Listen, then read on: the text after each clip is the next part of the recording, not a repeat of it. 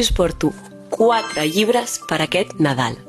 El primer llibre que us porto no és un llibre, sinó una carta encíclica del papa Francesc i és la carta de Dilexit Nos. És un llibre supercurtet, com podeu veure, per llegir aquests dies de festa i que us recomano molt que li feu un cop d'ull i que pugueu aprendre més i aprofundir en la paraula a través de la figura del papa Francesc. Un llibre que us recomano és un llibre que és de la Fundació Joan Maragall i que repensa 16 conceptes teològics i, com diu el seu títol, repensa 16 conceptes de la teologia, i aquest és el llibre 1. Hi ha un altre llibre, el 2, que me l'estic llegint ara, i és molt interessant perquè el format és al voltant d'uns temes que corresponen a la teologia.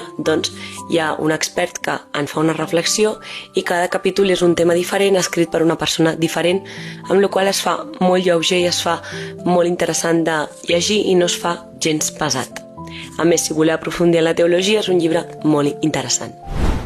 El tercer llibre que us vull recomanar és un llibre que és sobre Lleó XIV i reflexiona sobre l'herència de Francesc, la posició de Lleó XIV, i ens fa com una miqueta d'introducció per si volem conèixer més la figura d'aquest nou papa.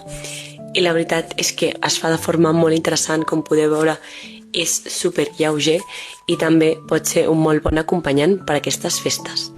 L'últim llibre és una mica més gruixut i és El regne d'Emmanuel Carrère.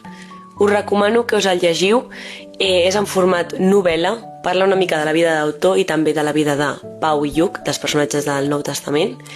Té una mica de fantasia, una mica de biografia i és entretingut. El que passa que és d'aquests llibres que li heu de donar una oportunitat. A mi em van agradar més el segon capítol i el tercer que el primer, així que si teniu temps i ganes és una molt bona recomanació. I bé, espero que us hagi agradat, que us hagi donat idees per llegir o fins i tot per regalar a algú. I si us heu llegit algun d'aquests llibres, m'encantaria llegir-vos a comentaris, saber la vostra opinió.